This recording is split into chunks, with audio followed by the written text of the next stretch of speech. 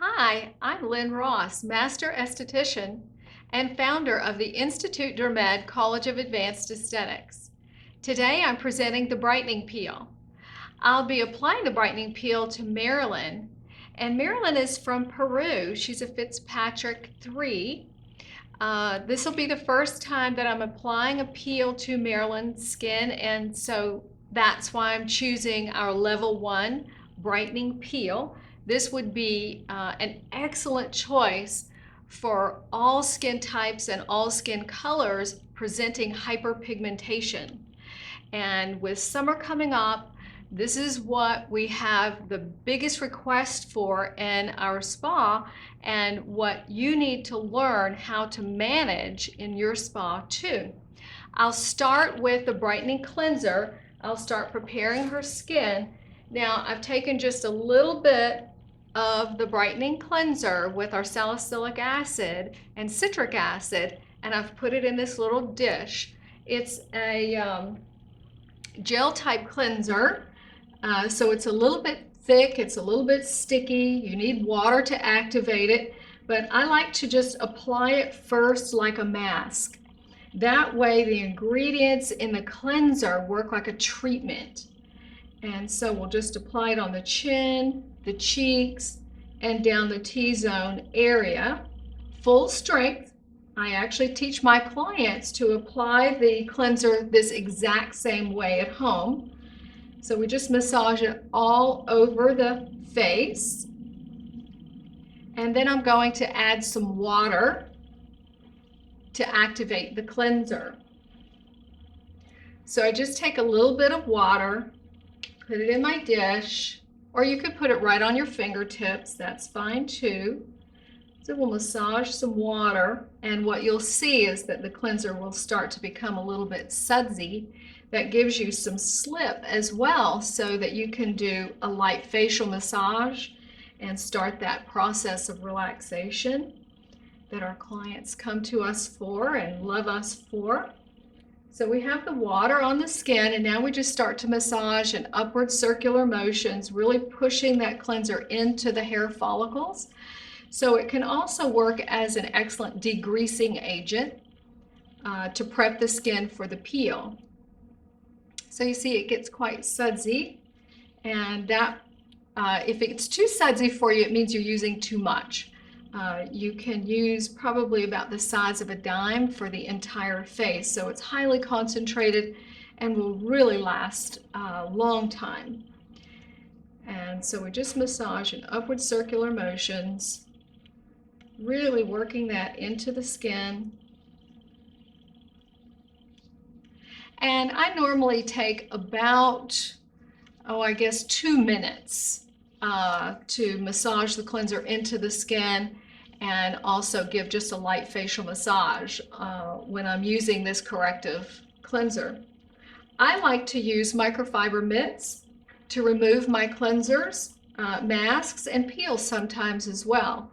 I find that the microfiber mitts do an excellent job of just whisking away any of the suds. They're not rough at all, they're very soft, and makes the removal very easy.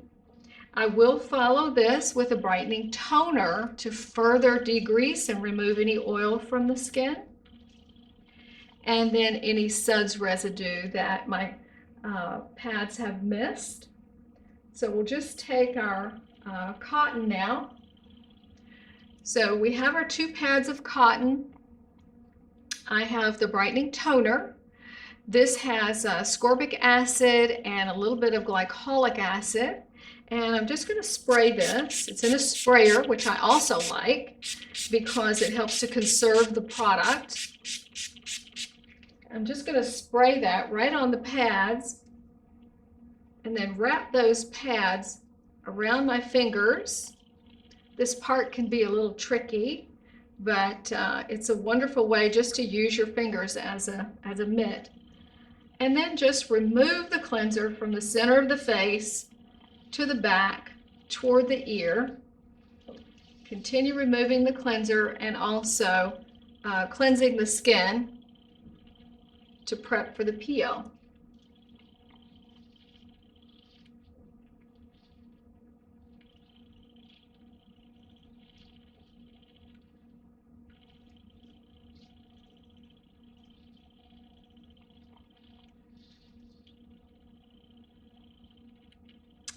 Okay, that's excellent.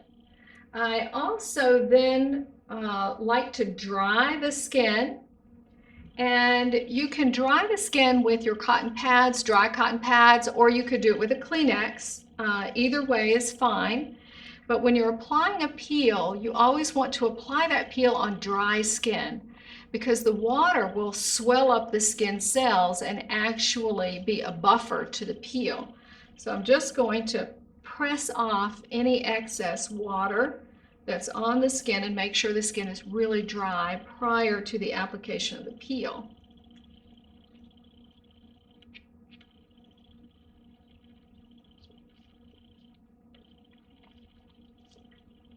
A little bit of cotton.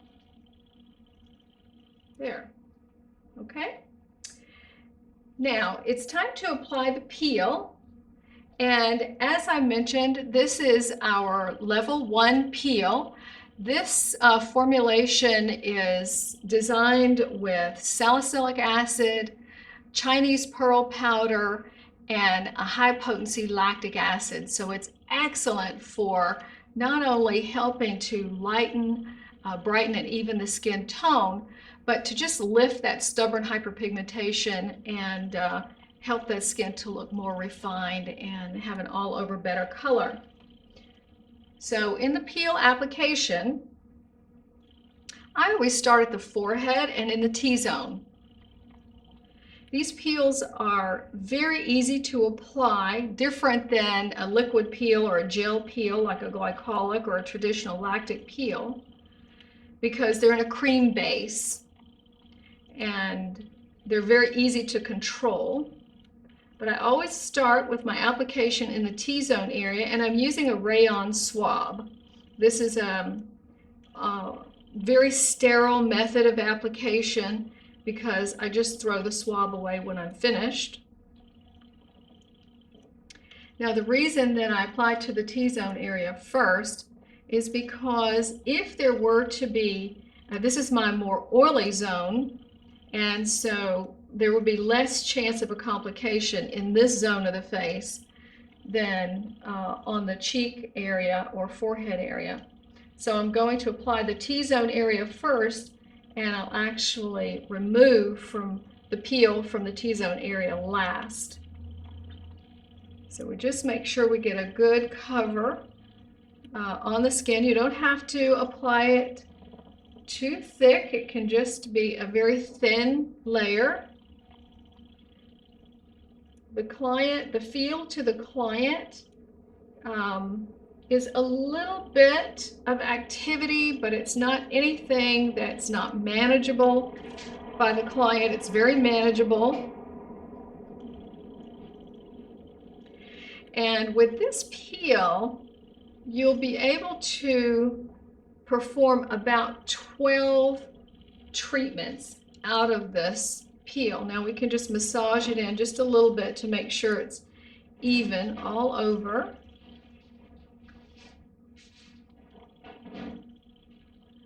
This is going to stay on the skin for about 3 to 7 minutes.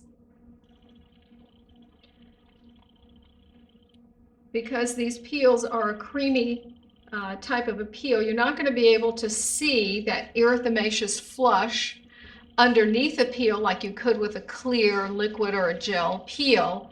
So you definitely want to set your timer for about, I would say, no more than 5 to 7 minutes for this peel. I don't use steam with these peels. The heat can make the penetration a little bit unpredictable, and I want to be able to perform the peel without any potential complications. And so after the peel is fully processed, which would be that 5 to 7 minutes, then I can bring the steam over and allow that steam to waft on the skin and help in the removal of the peel. But while the peel is processing, I don't use any heat. As I mentioned, with the peel, each container you should be able to perform about 11 to 12 procedures. We price our procedures at $85, So with that type of a fee structure, you should be able to realize a little over a $900 return on investment. So it's an excellent procedure to perform on all new clients. You don't have to worry about if their skin has been prepped with any melanin suppressing agents, any glycolic or sunscreen. You can perform this peel on a new client or an existing client, even with sensitive skin that's presenting hyperpigmentation.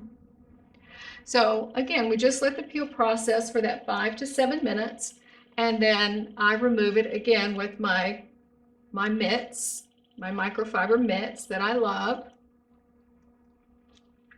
And you'll see how easy the peel comes off.